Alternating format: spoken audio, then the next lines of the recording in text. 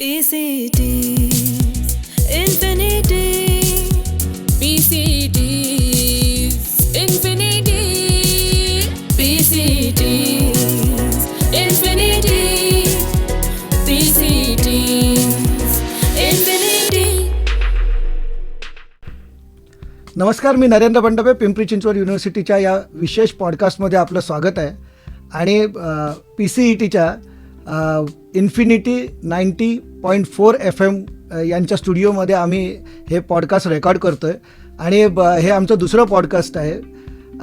आज या विशेष भागामध्ये वल्ली सिनेमा जो आहे, ज्याला PIFमध्ये पुणे इंटरनॅशनल फिल्म फेस्टिवलमध्ये उत्कृष्ट अभिनेत्याचं अवॉर्ड मिळालं, देवा गाडेकर आणि वल्लीची संपूर्ण टीम आज आपल्यासोबत आहे.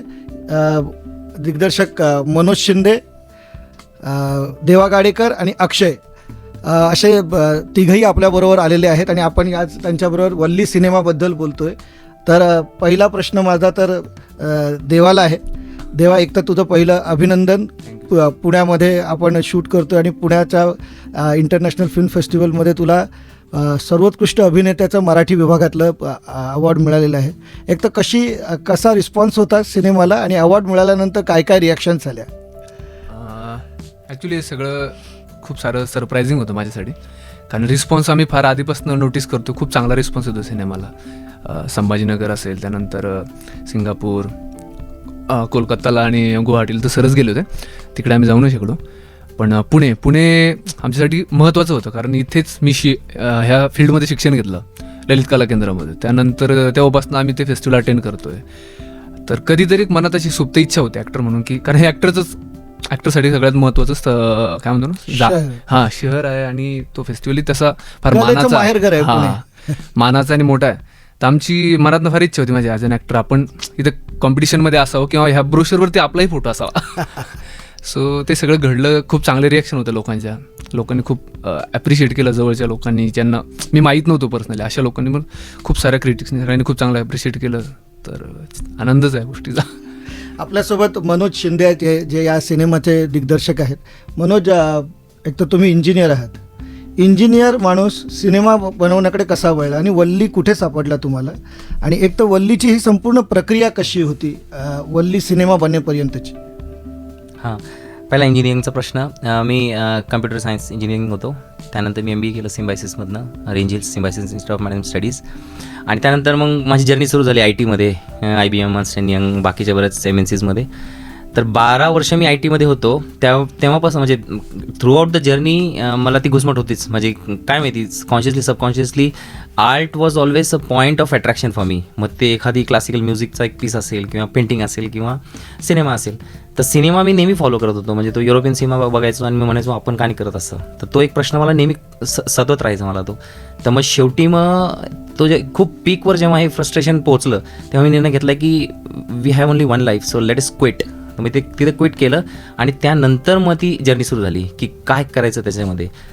तर मग अगोदर शॉर्ट फिल्म बनवली, कारण माझ्याबरोबर कोणीच काम करायला रेडी नव्हतं. Non professional, the person having no background of film making. तर FTIs आणि बाकीचे बरेच ते they were bit hesitant to work with me initially. तर मी म्हटलं चलो छोडो, DSLR कॅमेरा उठाते, ऑटो मोड असतो कॅमेऱ्याला, तसंच मग आम्ही तो दुष्काळाची गाथा शूट केली विथ प्रॅक्टिकल लाईट्स. आणि त्याला मग ते स्टोरी चांगली असल्यामुळे, परफॉर्मन्स भेटल्यामुळे मग त्याला अवॉर्ड्स वगैरे भेटले, दिल्लीचं दादासाहेब फाळके आणि बाकी बरेचसे अवॉर्ड. आणि मग that was a point of motivation for me to yes I can do something in cinema. तर मग तिथे मग मी डिसिजन घेतला की now we should go for a big thing. The big thing is like feature. तर मग feature फिल्ममध्ये विषय काय, तर आता माझं गावच शिरसदेवी आहे. ते गेवराईहून 20 किलोमीटरवर आहे ते गाव. तर ते शिरसदेवी ते नावच ते रेणुका माताच्या मंदिरापासून पडले. त्यामुळे ते मला लहानपणीपासूनच आहे की रेणुका माता आणि जोगते आणि रात्रीचं ते जागरण आणि त्यांची कथा. तर तो जो ब्युटिफुल आणि व्हेरी फॅसिनेटिंग जो स्ट्रक्चर आहे, जो लुक आहे जोगत्याचा, की सुंदर ब्राईट कलरची साडी, त्याची ज्वेलरी, त्याचे केस आणि मग ज्या प्रकारे तो रेणुका माताची कथा सांगतो ते खूप अट्रॅक्टिव्ह होतं. पण जसं जसं मी मोठा होत गेलो ना, तर मला सगळं चांगलं वाटायचं. फक्त त्यांच्या डोळ्यामध्ये ती जी वॉइड आहे, त्या डोळ्यामध्ये ती जी खंत आहे ना, ती मला कधीच अशी कळाली नाही ती काय ती. आणि मग मी निर्णय घेतला की let us dive into his eyes. आणि मग तिथून ती जर्नी सुरू झाली की त्यांचे काय विषय आहेत. जोगता जी कस्टम आहे भारताची, एवढी 700 वर्ष जुनी परंपरा आहे, ते जीवन कसं आहे, ते बनतात कसे, आणि आपल्यासाठी काय. कारण स्टेजवर जेव्हा ते असतात तेव्हा आपल्यासाठी ते रेणुका मातेचे प्रतीक असतात. मग त्याच्यानंतरचं काय, what happens when they are out of the stage. मग तिथे मला ते कळालं की तिथे सोशो पॉलिटिकल इश्यू येतो. मग मी सोशल फॅब्रिक जे गावातलं असतं त्याला डिस्कवर करायचा प्रयत्न केला, आणि करता करता करता माझ्याकडनं एक कादंबरी तयार झाली, ज्याचं नाव आहे टच ऑफ माय शॅडो. तर मग ती झाल्यानंतर मग मला खूप कम्फर्टेबल होतो to extract that novel and convert it into screenplay. आणि मग ती पटकथा तयार झाली, आणि मग तिथून पुढे जर्नी सुरू झाली की बाबा याला करणार कोण. कारण त्या कॅरेक्टर्सला खूप मोठे लेयर्स आहेत. त्याची इनर जर्नी अशी आहे की त्याला रिअलाईज होतं की अरे I am not a female, आणि मला नाही घालायची ही साडी. तर ॲडोलसंटला हीच क्लिअर की मला ही साडी नको, ही मोठे मोठे केस नको, मला माणसासारखं काम करायचं आहे, माणसासारखं मर्दासारखं वागायचं आहे, मला फॅमिनिटी नको. तर मग ती त्याची इनर कॉन्फ्लिक्ट होता. आणि एक्सटर्नल कॉन्फ्लिक्ट असं आहे की अरे मला सगळेच जण कोणी पाय पडतंय रात्री जेव्हा जागरण चालू असतं तेव्हा, आणि मग दिवसा जेव्हा मी फिरतो तेव्हा मला कोणी इकडून चिमट्या घेते तिकडून चिमट्या घेते. तर ती त्याचे एक्सटर्नल फॅक्टर्स होते. तर मग हे दोन मोठे मोठे आयडेंटिटी क्रायसिस करणारं कोण. मग मी 2 वर्षापासून ललित कला केंद्रामध्ये फिरायचो, थिएटर्स बघायचो. तर पहिल्या लुकपासूनच मला देवा आगळेकर असं वाटत होता कुठे ना कुठेतरी की he is the right guy to understand the conflict of the character, आणि he is the right guy to understand how deep and how painful this is to be a जोगता. आणि मग त्यानंतर गडेकरांची कास्टिंग झाली. त्यानंतर वर्षाचा आता तारा जी आहे सिनेमाची, ती ताराचं वेगळं आहे. Tara is a female but she is force to live like a man. कारण तिची आई बिचारी पळून गेलेली असती, बाप तिनंच मारून टाकलेला असतो, आणि मग कोणीच नसतं. तर मग गाव तिच्या अंगावर येतं.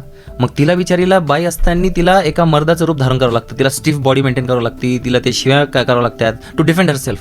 मग हे पण एक खूप मोठं कॅरेक्टर आहे. इनर कॉन्फ्लिक्ट आणि एक्सटर्नल कॉन्फ्लिक्टची खूप मोठी भाष्य करतं ते कॅरेक्टर. मग कोण, मग खूप वेगळ्या वेगळ्या ॲक्ट्रेस आहेत, FTIच्या आहेत आणि ललित कला केंद्राच्या आहेत. पण वेन आय केम अक्रॉस आपली वर्षा, तर वर्षाने तर कन्व्हिन्स केलं, म्हणजे तिच्या शेअर मेरिट बेसिसवर तिनं कन्व्हिन्स केलं की ते झालं. हिरो हिरोईन सापडले. आणि हा मग अक्षय कुठे सापडला. अक्षय विलन करतोय. अक्षय मी खूप ऑडिशन्स केले वसंतासाठी, पण जेव्हा मला दिसलं की अरे अक्षय तर आपल्या टीममध्ये आहे, तो अक्षय सर्कलमध्ये असायचा, मग त्याला मी घरी बोलवलं. मी म्हटलं यार अक्षय, वसंताचा रोल असा आहे, वसंताचा ही लुक्स व्हेरी इनोसंट. म्हणजे त्याचं जर आपण एक्सटर्नल अपिअरन्स बघितलं की एक छोटासा मुलगा आणि इनोसंटचा दिसतो, पण त्याच्या आतमध्ये जे पॉलिटिक्स चालतं, त्याच्या आतमध्ये त्याची जी आयडेंटिटी क्रायसिस चालते की एकच वादा वसंत दादाचा. तर ती जेव्हा आम्ही डिस्कस केलं अक्षय बरोबर, आणि त्याला मी काही सीन्स दिले आणि मी म्हटलं prepare the scenes and then perform, तर मग त्याने ते करून टाकलं त्याने ते, आणि that is how Akshay lock झाला होता. अच्छा, मला पहिलं अक्षयला विचारायला आवडेल की अक्षय ही संपूर्ण कॅरेक्टर का, आता देवा आणि हे वर्षात प्रोटोगनिस्ट आहेत, तुला अँटोगनिस्ट होताना काय तयारी करावी लागली. तू तर एकदा इतका सिम्पल दिसतो, एवढं हास्य आहे तुझ्या याच्यावर चेहऱ्यावर, पण ते सिनेमामध्ये इतकं क्रूर त्याच्या मागे लागलेलं आहे वल्लीच्या एकसारखं, तर त्याची काय प्रिपरेशन तुला करावं लागलं.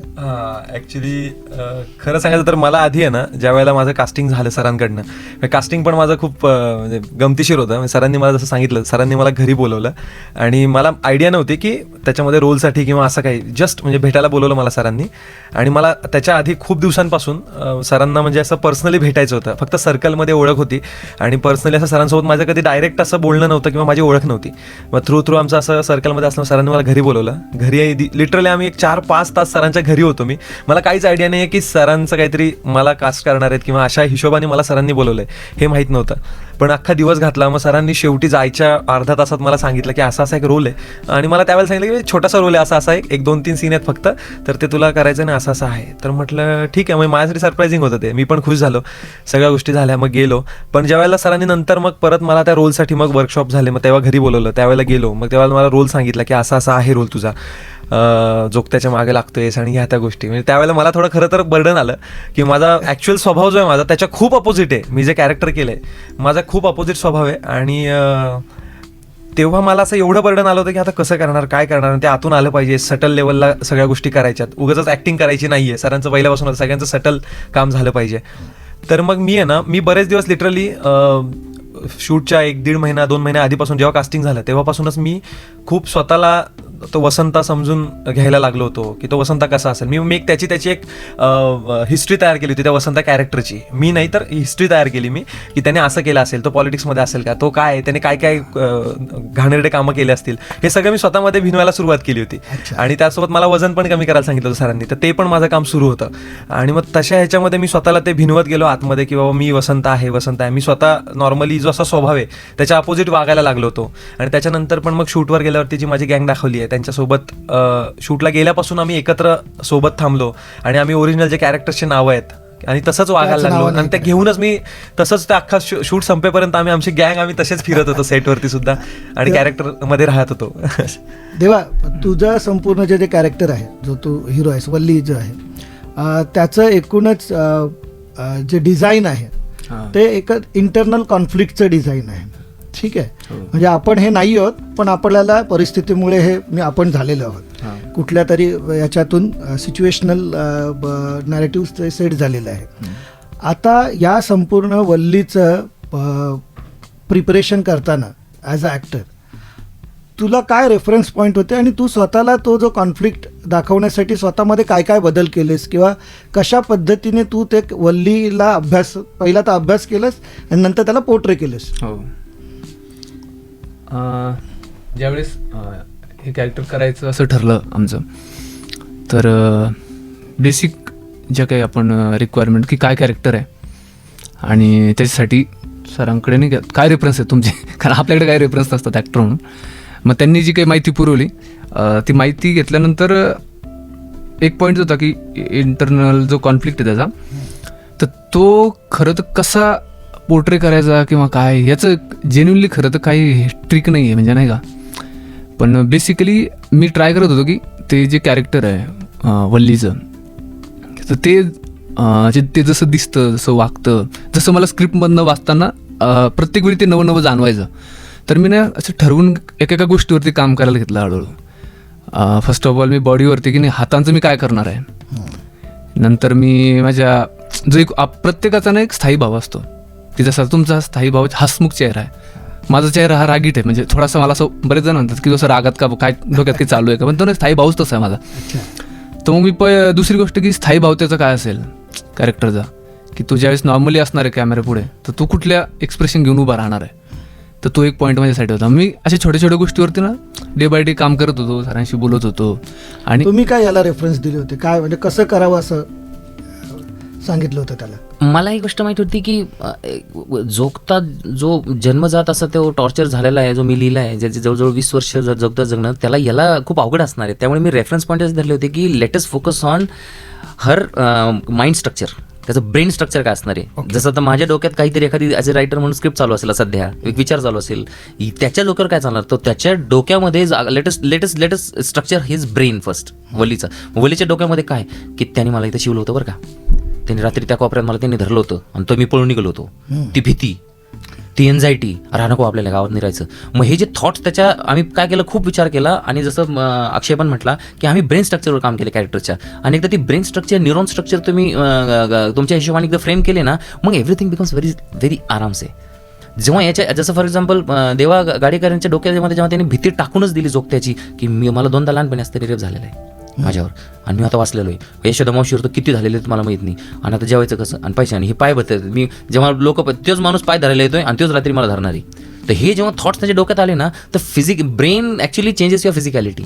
मग हळूहळू लेअर बाय लेअर आम्ही असे ब्रेन स्ट्रक्चर तयार करत गेले. मग फिजिकॅलिटी आली आणि मग नुआन्सेस आले, आणि मग तो बसणार कसा, उठणार कसा, तसे काम केल्यानंतर that is how we approach. जेव्हा एक तर यांनी ज्या पद्धतीने सांगितलं, पण तुझे जे कॅरेक्टर आहे ते त्या ज्या गावामध्ये घडतंय, त्या गावाचं एक सांस्कृतिक ज्याला आपण म्हणू की त्याला एक रेफरन्सेस आहेत. म्हणजे प्रत्येक गावामध्ये जो स्ट्रक्चर असतं तिकडचं पॉलिटिकल स्ट्रक्चर, सामाजिक स्ट्रक्चर किंवा सांस्कृतिक स्ट्रक्चर असं जे असतं, याच्यामध्ये त्या वल्लीला स्वतःला उभं करताना, त्या वल्लीचं कॅरेक्टर तयार करताना तू असं कुठल्या गावांमध्ये असं रेफरन्स पाहिलास का त्याचा, किंवा त्याचं ते इंटरनल डेव्हलपमेंट झालं कॅरेक्टरचं तुझं, तर ते कसं झालं?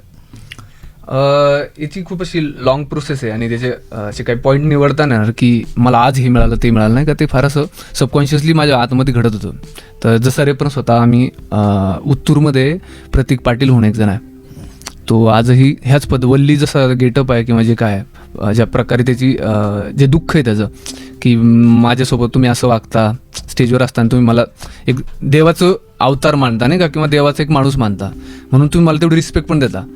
पण ॲट द सेम टाईम ज्यावेळेस मी याच्यावरनं खाली येतोच मंचावरनं, तर तुम्ही मला एक म्हणजे तुमच्यासाठी यूज करणारी गोष्ट मानता तुम्ही नाही का, Objectification करता. हां. तर ह्यासाठी मी त्यांचा रेफरन्स घेतला होता, बरोबर ना सर? म्हणजे बरेच होते. त्यांचा एक रेफरन्स होता. अजूनही बरेचशी लोक होते ज्यांच्याशी आम्ही पर्सनली बोललो. त्यांचे नंबर होते माझ्याकडे, प्रतीक पाटील, खंडागळे, तानाजी पाटील, अशी बरीच माणसं होते. त्यांचे सगळ्यांचे नंबर होते. त्यांच्याशी बोलत होतो, त्यांच्यातनं काही काही त्यांचे एक्सपिरियन्स ऐकत होतो, आणि ते एक्झॅक्ट म्हणजे त्या आम्ही सेम नोटवर होतो बऱ्याचदा.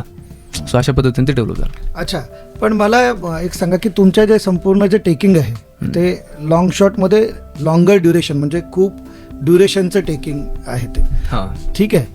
ते करताना तुम्हाला ज्या पद्धतीचं पेन दाखवायचं आहे किंवा आनंद दाखवायचा आहे, आनंदापेक्षा पेनफुलच ते जास्त प्रक्रिया आहे. म्हणजे एका सीन असा आहे की तू छातीवर मारतो, ते कॅरेक्टर वल्लीचं जे कॅरेक्टर छातीवर मारतं स्वतःला. दुसऱ्या एका ठिकाणी ते व्यायाम करायला जातंय आणि कोण बघत नाही ना याची संपूर्ण काळजी घेते. सिनेमाची सुरुवातच तशी होते. तर हे जे सर्व करत असताना तुम्हाला जे दुःख आहे, बेसिकली ही ट्रॅजेडी आहे त्या माणसाची, आणि त्या ट्रॅजेडीतून त्याला बाहेर पडायचं आहे. तर त्या दुःखातून बाहेर, एक तर दुःख आणि दुःखातून बाहेर पडण्याची प्रक्रिया, ही प्रक्रिया इंटरनल तुझ्यामध्ये तू कशी घडवून आणलीस? Difficult question. जे काही इमोशनल सीन होते ना सर, तर ते करताना बऱ्याचदा आधार ॲक्टर म्हणून जो माझा पास्ट आहे त्याचा मी घेत असतो. त्याच्यामध्ये आपण मे बी आपले जे फॅमिली मेंबर आहे त्यांना टॉर्चर करत असतो बऱ्याचदा. पण कालांतराने ती पण एक फेज आहे ॲक्टरची प्रोसेसची. तर ती फेज संपली ह्या सिनेमाच्या निमित्ताने माझ्याकडून. मला सगळ्यात इझी जर ह्या सिनेमात काय गेलं असेल तर माझे इमोशनल सीन गेलेले. आता ते का गेले, कसे गेले, याचं जेन्युइन काही उत्तर नाही माझ्याकडे. मी त्या मोमेंटला त्या लोकांशी एवढं कनेक्ट झालो होतो ना. म्हणजे आता त्याच्यामध्ये जसं माझा पास्ट आहे वल्लीचा, तो पास्ट आपण सिनेमात नाही दाखवला, पण तो एवढा परफेक्टली माझ्या आतमध्ये बिल्ड झाला होता ना. तर मला ज्यावेळेस कळतं की मला कोणीतरी सांभाळलं, यशोदा मावशीने सांभाळलं आणि माझ्या वडिलांनी मला टॉर्चर केलं होतं खरंच, ते मला फील होत होतं त्या मोमेंटला. आता ते का होत होतं ते मला आत्ता नाही सांगतात, पण ते त्या मोमेंटला ते फील होत होतं. आणि ते काय म्हणतो ना, बाहेर पण येत होतं. पण वल्ली केल्यानंतर तू पूर्णपणे ड्रेन झाला असं तुला वाटतं की म्हणजे तुझा जो इमोशनल बॅकलॉग जो तयार झाला होता, जे बॅगेजेस तुझ्या डोक्यावर होतं, ते वल्लीच्या या सीनमधून निघालं असं तुला वाटतं? हां, निघालं. अच्छा अक्षय, तुझ्याकडे यायचं आहे.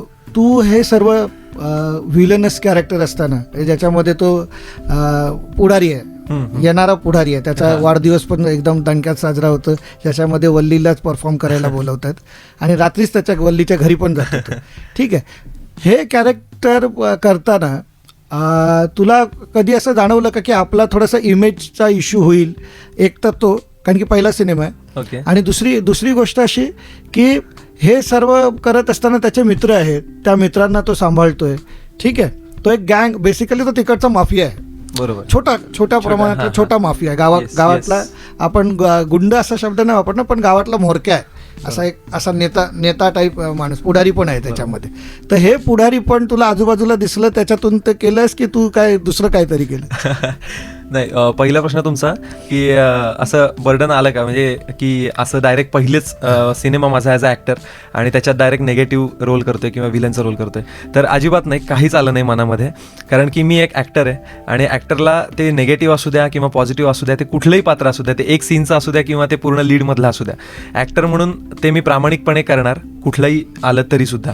आणि आपल्या फिल्म इंडस्ट्रीतले लोक पण असतील किंवा बाकीचे लोक जेव्हा काम बघतील त्यावेळेला ते माझं काम बघणार आहेत, ना की नेगेटिव्ह केलंय की पॉझिटिव्ह केलंय, असं नाही. माझं काम त्याच्यातून दिसतंय तर ते पुढे चालून मला रेफर करतील किंवा कामं मिळतील समजा. आणि तुम्ही म्हणालात की त्याचं कसं केलं, रेफरन्स पॉईंट्स काय होते. हां, तर रेफरन्स पॉईंट्स पण मी तसंच सरांना पण विचारलं. आता डिरेक्टर त्यांनी सांगितलं, त्यांच्या डोक्यात काहीतरी एक इमेज असते की मला वसंत असा हवा आहे. तर मग मी सरांना पण विचारलं होतं की सर रेफरन्स पॉईंट्स काय असतील. तर सरांनी XYZ म्हणजे काही 1-2 मला काही असतील सोशल मीडियावरती काही लोक असतील तशा पद्धतीचे, तर त्यांचे मला काही रेफरन्स पाठवले. सरांनी त्यांचे फेसबुकचे मला ID पाठवले की हे बघ, या लोकांचं एकदा त्यांचे व्हिडिओज आहेत, रील्स आहेत इंस्टाग्रामवरती, सोशल मीडियावरती, तर ते एकदा चेक कर. अशा पद्धतीचं जवळपास आहे म्हणाले होते. मग मी काय केलं की पूर्ण सिनेमातली भाषा जी ती मराठवाड्यातली आहे, जालना जिल्ह्यामधली. तर माझी भाषा अशी, मी कोकणात जन्माला आलो आहे, मी पुण्यात राहतो. मराठवाड्याची भाषा अशी बोलताना येत नाही मला, पण माझा आजोळ आहे ते मराठवाड्यातच आहे, औरंगाबादमध्येच माझा आजोळ आहे, माझी आई. त्याच्यामुळे घरामध्ये भाषा आहे माझी ती, आणि मला येते पकडता ती भाषा लगेच.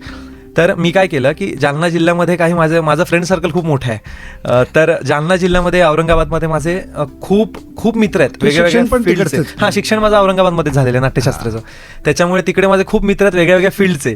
तर पॉलिटिक्समध्ये पण आहेत काही, जसं वसंत कॅरेक्टर तसे पण काही मित्र आहेत. सो मी काय करायचो, मी त्यांना कळू दिलं नाही की माझं कॅरेक्टर आहे किंवा काय. मी त्यांना लिटरली कॉन्टॅक्टमध्ये एवढं आलो ना त्या काळामध्ये, मी त्यांना रोज फोन करायचो, गप्पा मारायचो, उगाच त्यांचे साऊंड कसं हेल काय आहे आवाजाचं त्यांच्या, ते कसं बोलतायत, काय गोष्टी करतात, मी तसं करायचो. मी त्यांना फोन करून लिटरली तासभर नाही का, आणि मला ते म्हणायचंय की बरं आता कामात मी नंतर बोलतो. अरे काय बोल ना तू, इथं तुझं काय काम आहे रे, तू नंतर कर ना काम तुझं. मी लिटरली त्यांना आहे ना, त्यांना कळेच ना हा रोज फोन का करतो. मी नंतर सांगितलं त्यांना असं होतं म्हणून. मी तशा पद्धतीने ऐकल्यानंतर त्यांनी बघितल्यानंतर आमचा वापर करून घेतला नाही म्हणाले ना. काही मित्रांना मी सांगितलं ना असं, आता त्यांनी ट्रेलरमध्ये थोडंफार पाहिलं, तर त्यावेळेला मला म्हणतं, मी त्यांना सांगितलं की अरे असं होतं, मला हे पकडायचं होतं म्हणून तुम्हाला हे करत होतो मी. पॉझिटिव्ह पार्टी द्यावी लागेल नक्कीच. म्हणून एक जोगवा सिनेमा आला होता 2011च्या आसपास. त्याचा एक मोठा इम्पॅक्ट संपूर्ण सोसायटीमध्ये झाला, आणि त्याच्यानंतर खूप वर्षानंतर आता तुमचा सिनेमा आलेला आहे. तुम्हाला कधी असं वाटलं का की आपली कंपॅरिझन कदाचित जोगव्यास बरोबर होऊ शकते, आणि तो जोगव्यापेक्षा वेगळा व्हावा ह्याच्यासाठी तुम्ही काय त्याच्यामध्ये स्ट्रक्चरली काय चेंजेस केले होते? तुमच्या त्यांनी जोगव्यामध्ये काय अंतर असू शकतं? मी पहिली गोष्ट तर मी जोगवा बघितलाच नाही आहे. अच्छा, बघितलाच नाही. आणि जेव्हा मी तो स्क्रीन प्ले लिहित होतो किंवा नॉवेलवर काम करत होतो आणि तो सब्जेक्ट निवडला जोगत्याचा, तेव्हा मला हे माहीत होतं काय की सगळे म्हणजे आम्ही सगळेजण, म्हणजे मला सगळेजण म्हणायचे की अरे जोगवा आणि वल्ली सेम आहे नाही का, कारण सेम कॅरेक्टर आहे आणि एस्केप आहे. पण मला ॲज ए क्राफ्ट, म्हणजे कदाचित वर्ल्ड सिनेमा बघितल्यामुळे तो एक कॉन्फिडन्स आला असेल की सब्जेक्ट एकच असू शकतो, स्टोरी एकच असू शकते, स्क्रीन प्ले एकच असू शकतो, पण ॲज अ फिल्म मेकर तुमचा जो क्राफ्ट आहे ना, it will always be different. तर माझी जी लेन्सिंग आहे, मला माहीत होतं की माझी लेन्सिंग आहे, माझा जो रिदम आहे, माझे जे परफॉर्मन्सेस आहेत ते 100% वेगळे असणार आहे. त्यामुळे मला ती भीती कधीच वाटली नाही की we are any way close to any other film, be it the same. त्यामुळे मी त्या कॉन्फिडन्समुळे आणि त्या एक्सपिरियन्समुळे मी I continued this subject and I continued this craft. Okay. आणि जेव्हा असं जाणवलं की आता आपल्याकडून चांगलं घडलेलं आहे आणि एक चांगली फिल्म आपल्याकडून झालेली आहे, तुम्ही मगाशी असं सांगताना जेव्हा तुम्ही म्हणालात की तुमचा जो एडिटर आहे त्याच्यावर एडिटवरून तुमच्या खूप अशा गोष्टी व्हायच्या, आणि तुम्ही त्याला रेफरन्स पॉईंट वर्ल्ड सिनेमाचेच दिले होते. तर वर्ल्ड सिनेमाचे रेफरन्स देताना तुम्ही त्यांना काय काय सांगितलं होतं, जे मगाशी तुम्ही म्हटलं की ह्या गोष्टीचा मी रेफरन्स त्याला दिला होता, जेणेकरून जोगवा तुमचा जो वल्ली जो आहे तो त्या लेवलचा करायचा असं तुम्हाला त्यांना सांगायचं होतं? हां, editing team, cinematography team, sound team जी आहे ना, त्यांना मी रेफरन्सेस सांगितले की we are not making, with all the due respect to Indian cinema, we are not making anything which is close to Indian cinema. म्हणजे I am stating the statement very responsible with very great responsibility. माझं काय म्हणणं होतं की आपण Marathi cinema करतो आहे, पण याची जी ट्रीटमेंट आहे ना, ही आपण थोडीशी नॉन इंडियन करू in terms of aspect ratio. आता ॲस्पेक्ट रेशिओ बरोबद्दल मी सिनेमॅटोग्राफरवर बरंच डिस्कशन झालं की वाय दॅट ॲस्पेक्ट रेशिओ, का तो ट्रायपॉड होतो, का तो कॅमेरा स्टिल राहतो आणि कॅरेक्टर्स बाहेर जातात, आत येत आहेत, व्हॉट इज दिस. तर मग मी त्यांना रेफरन्सेस दिले की मी म्हटलं focus on polish cinema, focus on Hungarian cinema, focus on finish cinema. तर त्यांना कळायला लागलं, तो रिदम कळायला लागला. मग एडिटवर मी बसलो, तर मी म्हटलं आपण एडिट कॅमेऱ्यामध्ये करू, आपण एडिट मशीनवर नाही करायचा, आपण एडिट कॅमेऱ्यामध्ये करू, आपण डिस्कस करू की त्याचा screen play, foreground, background movements कसे होतील विदाऊट मुव्हिंग कॅमेरा. तर मग तसं त्यांना सांगायला लागलं. आणि then we sat on few films की जसं टार्कोव्स्कीचे काही सिनेमे घेतले, बेलाटारचे काही घेतले, लव्ह डियाचे काही घेतले, वॉंकर बॉयचे काही घेतले, तर मग असे रेफरन्स घेतल्यानंतर त्यांना कॉन्फिडन्स आला, कारण त्यांचा प्रॉब्लेम असा होता की they were use to watching Indian cinema and doing Indian cinema. म्हणजे नाही, आपण थोडाच, कारण हा पहिला सिनेमा आहे, आपण ते फ्रीडम घेऊया. आणि मग हळूहळू ते सिपिन झाले. बेलाटार सिपिन झाला, लव डिअर सिपिन झाला, असे बरेच नाव घेतले. मग ते सिपिन झाल्यामुळे काय झालं की ॲस्पेक्ट रेशिओवर कोणाचा डाऊटच नाही आला. कारण this is, I think this is like only film with this aspect ratio 4:3 Marathi, त्यातल्या मराठीमध्ये आणि त्यातल्या त्यात मराठवाड्यामध्ये. आणि कॅमेरा मुवमेंट झाले, तो जो एडिटचा रिदम आहे, मी म्हटलं आपण ह्या रिदमवर खेळून तर बघू. आपले कॅरेक्टर आपण दाखवत असं आहे की आपण मराठवाड्याचा सिनेमा बनवू शकतो, आपण मराठी सिनेमा बनवू शकतो विथ दॅट क्राफ्ट. आणि मग ते कॉन्फिडन्समुळे मग त्यांना कळालं की ते कन्व्हिन्स झाले. ते आता तुम्ही सिंगापूर, त्याच्यानंतर कुठे कोलकाता, ब्रह्मपुत्रा, अजंता येरुला, अजंतामध्ये तुम्ही विनर आहात. विनर आणि फिफ्टिस्कीचे पण winner आहेत. ते तर खूपच महत्वाचं आहे आमच्यासाठी. तर फिफ्टिस्की भेटला म्हणजे सगळ्यात जास्त मोठं काम झालं. फिफ्टिस्कीचे विनर आहात. कारण त्या सरांनी इतकं सुंदर सायटेशन दिलं होतं. अवॉर्ड विनर चक्राती सरांनी अवॉर्ड डिक्लेअर करण्याच्या अगोदर ते जे सायटेशन आहे ना, ते सायटेशन ऐकून असं म्हणजे डोळ्यात पाणी आलेलं होतं. इतकं सुंदर त्यांनी दिलं की why we are giving this award to this particular film. That was like winning moment for us. पण हे सर्व आता करताना आता मुलाखतची कन्क्लुजन करताना की हा कुठे ना कुठेतरी सिनेमा आपण थिएटरसाठी बनवत असतो, तर याचं आम्हाला सर्वसामान्य प्रेक्षकांना तो कधी दिसेल, कधी त्याचं प्रदर्शन सर्वसामान्यांसाठी होईल, आणि थिएट्रिकल रिलीजच्या बाबतीमध्ये तुमचं काय प्लॅनिंग आहे, तुम्ही कशा पद्धतीने करणार आहात, आणि या पुढच्या कुठल्या फिल्म फेस्टिवल्समध्ये तुम्ही तो घेऊन जात आहे? येस, थिएट्रिकल रिलीजबद्दल सांगायचं म्हटलं की माझं डिस्कशन्स चालू आहेत डिस्ट्रीब्युटर्स बरोबर. आणि आमच्या दोघांचं मत हे की we will go with a limited distribution model. तर त्याच्यावर आम्ही आता डिस्कस करतोय आणि त्याची प्लॅनिंग करतोय की त्याची वेगळ्या लेवल प्लॅनिंग आहे, त्याची मार्केटिंग प्लॅनिंग, त्याचं बजेटिंग, त्याच्यानंतर त्याची प्राइसिंग. तर एकदा हे फायनल झालं की मला वाटतं 4 ते 5 महिन्यात हे सगळं क्लोज होईल आणि मोस्ट प्रॉब्ली आपण ह्याच वर्षी सिनेमा डिस्ट्रीब्यूट करून सामान्य जनतेच्या समोर ठेवू. अच्छा देवा, हा तुझा शेवटचा प्रश्न तुझ्यासाठी की या संपूर्ण जेवढा सिंगापूरपासून पुण्यापर्यंत तू सर्वोत्कृष्ट ठरलेला आहेस अभिनेता म्हणून, यापुढे जेव्हा एक तुझ्याकडे नवीन रोल्स येतील तेव्हा याचा रेफरन्स असेल सर्वांकडे, ठीक आहे? आता ह्याचं दडपण वाटतंय तुला की अरे बाबा हे काहीतरी भलतंच आपल्या हातून घडलंय, आणि एवढं अप्रिसिएशनचं तू कधी अशी अपेक्षा केलेली की अरे हे आपल्याला असं होऊ शकतं? बरं, त्याच्यामध्ये तू फक्त ॲक्टर नाही आहेस, तर त्याच्यातल्या अनेक गोष्टी तू केल्या, कॉस्ट्युम केलं, संगीत केलं, बाकी अनेक प्रोडक्शनमध्ये अनेक कामं केली. तर या सर्व ह्याचं आता दडपण आलं असं वाटतं की आणखी उभारी मिळाली असं वाटतं?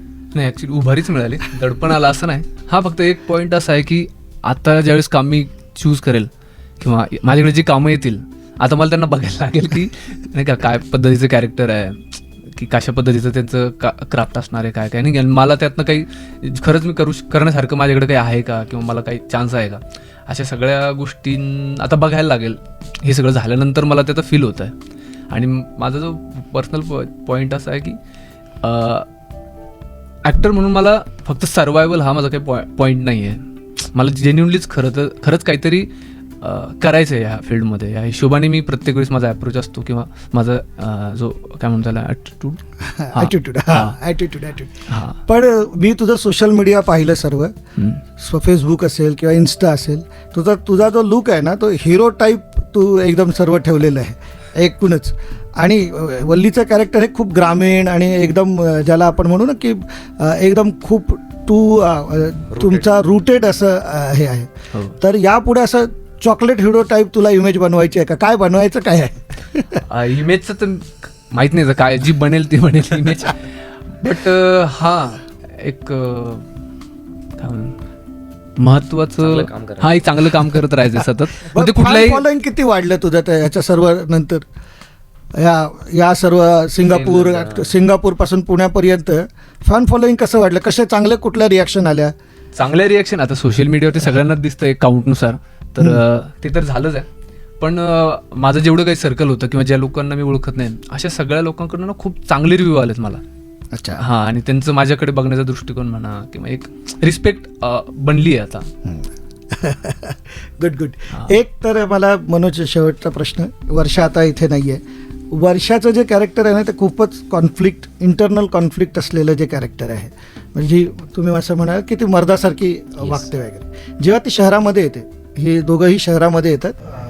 मामा असतात किंवा हे असतात. मी ह्याच्या मागे का लागले, हा तर ह्याला वाट पण सांभाळता येत. कचरू आणि सखा पाटीलच बरं त्याच्यापेक्षा. कचरू आणि सखा पाटील, जोगत्यापेक्षा. हा, जोगत्यापेक्षा हे बरं होतं. ह्या कॅरेक्टरचं पुढे काय होतं? आता तुम्ही मागूनच संपूर्ण सिनेमा बनवला, ते शहराकडे पाहतात. हा, या कॅरेक्टरचं पुढे काय होतं? म्हणजे दोघांचं का हा, या दोघांचं पुढे काय होणार? हे दोघं शहरामध्ये आली, पुढे काय होणार? ते जाणून बुजून तो जो एंडिंग आहे ना, तो मी तसा ओपन एंड ठेवला, कारण आपण जेव्हा मायग्रेट एस्केपचा जेव्हा विचार करतो आपल्याला वाटतं ते रिअल, म्हणजे मी खूप रिअलिझमच्या जवळ आणायचा प्रयत्न केला एंडिंगला. आपल्याला वाटतं तो एस्केप झाला, कारण क्लासिक एंडिंग तर ती होती जेव्हा ते टेम्पोतून येऊन जातात, तर that was a classical ending. पण मी म्हटलं की मी रिअलिझमला चाललोय, रिदम तसा आहे, कॅरेक्टरायझेशन तसं आहे. तर it was very important for me to त्यांना to show realistic life of what happens when escapism is not a romantic fantasy. मग जेव्हा ते तिथे येतात तर त्यांना बरेच प्रॉब्लेम्स आहेत ना, लाईक याला फॅमिलिटी सोडायची आहे आणि मॅस्क्युलिनिटी घ्यायची, तिला मॅस्क्युलिनिटी सोडायची आणि फॅमिलिटी घ्यायची आहे, आणि मग त्याच्या अगोदर कुठेतरी एक लँडिंग पॅड पाहिजे. तर मग तो लँड करून मी सोडला. अँड नाव तसं ते नॉव्हेल मध्ये आहे त्यांचं एंडिंग. अच्छा, नॉव्हेल मध्ये दे आर लाईक एक जर्नी आहे त्यांची तिथे. Okay okay okay. पण सिनेमा असल्यामुळे it had its own constraints. Good good good. एक तर तुमचं पुन्हा पुन्हा अभिनंदन, आणि तुमच्या या पूर्ण जे काय सिंगापूर पासून पुण्यापर्यंत जो काय तुमचा सक्सेसफुल जर्नी झालाय, असाच उत्तरोत्तर होत राहो. आणि तुमच्या प्रदर्शनासाठी, थिएट्रिकल रिलीजसाठी तुम्हाला खूप खूप शुभेच्छा. खूप खूप धन्यवाद सर. Thank you sir. धन्यवाद.